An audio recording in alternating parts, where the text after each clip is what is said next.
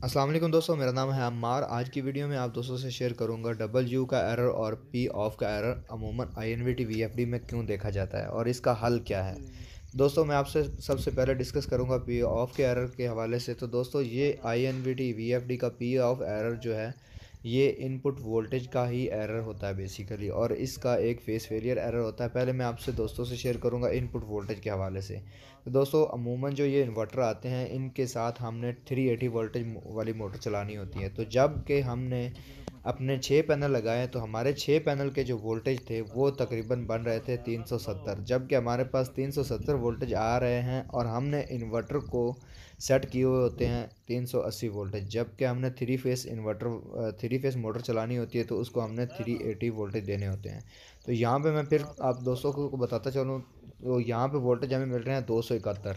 तो ये 300 से भी वोल्टेज कम है, तो पी ऑफ का एरर यहाँ पे इसलिए आ रहा था। तो हमने इसको सेट कैसे करना है, हमने PE की प्रोग्रामिंग के अंदर जाकर इसका कोड होता है जो कि 40701 अमूमन इन्वर्टर्स को लग जाता है, और बाज़ इन्वर्टर्स को ये 40701 कोड नहीं लगता। तो उसका भी हल इसी वीडियो में आप दोस्तों को मिलेगा आगे जाके।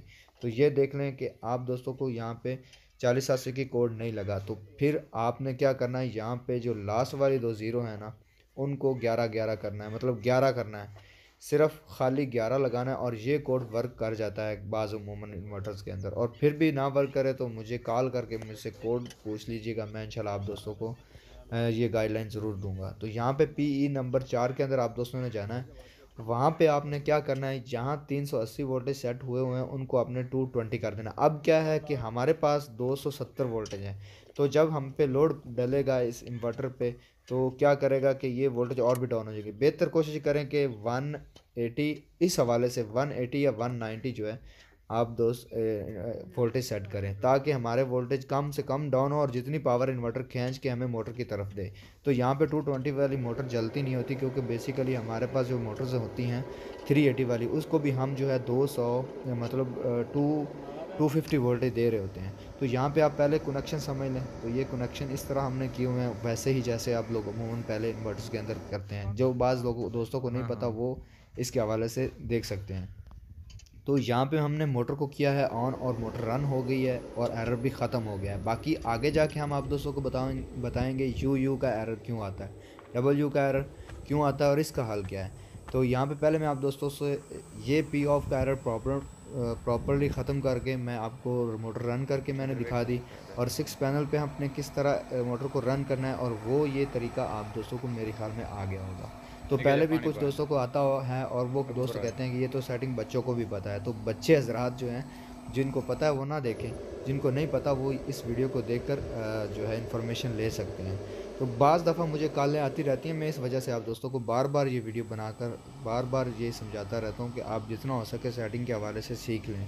तो मैं बंद कर। यहाँ पे फिर आपको समझाता चलूँ कि अगर आपके जो इनपुट वोल्टेज हैं इन सोलर पैनल से आने वाले वो 270 हैं, तो फिर आप अपनी मोटर को 220 पे ना सेट करें, आप तकरीबन 180 पे सेट करें, ताकि आपके वोल्टेज कम जितने ज़्यादा होंगे नीचे की तरफ आएंगे उतनी मोटर की तरफ आपको पावर ज़्यादा मिलेगी, एम्पेयर्स।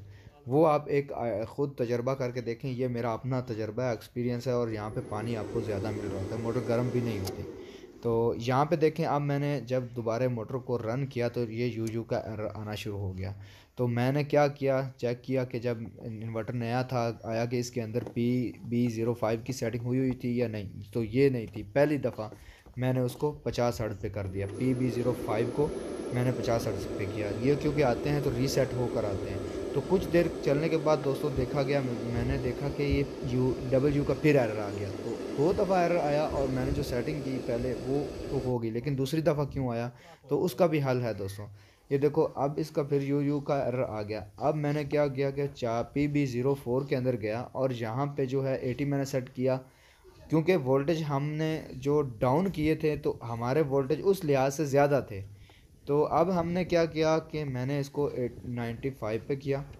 तो ये अमूमन हर मोटर की तरफ यही सेटिंग है, मैंने की है और ज़बरदस्त चलती हैं ये मोटरें 220 वाली जो है ना, ये इस सेटिंग पे ज़बरदस्त चलती हैं। अमूमन दोस्त कर लेते होंगे अपनी मर्ज़ी से। तो यहाँ पे मैंने मोटर को रन किया फिर से, तो ये मोटर भी ठीक चली और 2 घंटे में बैठा भी रहा, वहाँ पे कोई एरर नहीं आया, किसी किस्म की कोई प्रॉब्लम देखने को नहीं मिली।